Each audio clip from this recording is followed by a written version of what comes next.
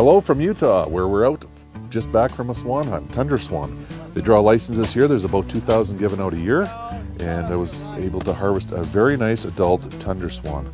You can see the breasts are very elongated. They're about a 20-pound bird, but they have just an incredible amount of fat on them. They eat on sago pondweed, which is a submerged vegetation high in protein, and obviously they do very well on it. I'm going to make a casserole very similar to what I had in New Zealand.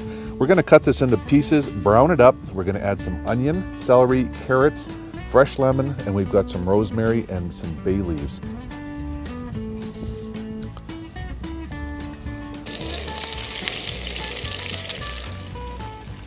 We're going to brown these up real nice. It just adds a whole new depth of flavor to that meat when you cook it down. Look at that. Cast iron works awesome for browning meat. Nothing better. All right, these are looking really nicely browned up. We're going to add the rest of our ingredients. We've got some onions that we've quartered up. We're going to put those in. I like to leave them big for lots of flavor. Of course, we got some carrots and some celery. A bit of garlic. There's some lemon, quartered up. And of course, we've got a couple bay leaves here and some fresh rosemary. We're going to put that in.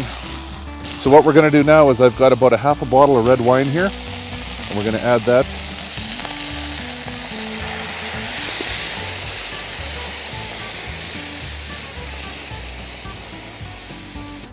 And there it is. Looks wonderful.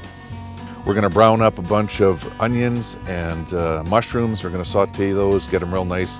We can add the swan meat to it, and then we'll just keep moving on to build the casserole and finish it off. Actually, very easy to do. That's been on there about 4.5 hours, and that swan is going to be super tender and ready to go in with the other goodies. Oh yeah, that's ready to go. We're going to separate that and take the liquid off it. Perfect. Look at that rich broth coming off there. Incredible. A lot of meat on a swan. It actually doesn't look that big. It was a thin breast, but when you consider this is all off of one bird, there is a fair bit there. So there we go with these. Oh yeah, nice and tender. So we'll just cube it up. A lot of swan there off one bird. Here's the swan, onion, mushroom, and we're just going to prepare our thickened gravy to go over top of this.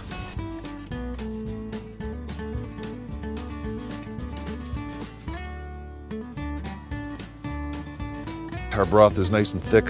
Awesome gravy that we have here. We're going to add that in. So, our final ingredient to finish this off, you either have a large can of cherries or two smaller 14-ounce cans. We're just going to add those in. They've already been drained. There it is, the cherry and swan casserole. All right, like any good chef, of course I have to try this before I serve it. There's, got to make sure I get some of those mushrooms too. There it is. There's a mushroom, cherry, piece of swan. That is awesome. I'm going to be putting in for a swan take again next year.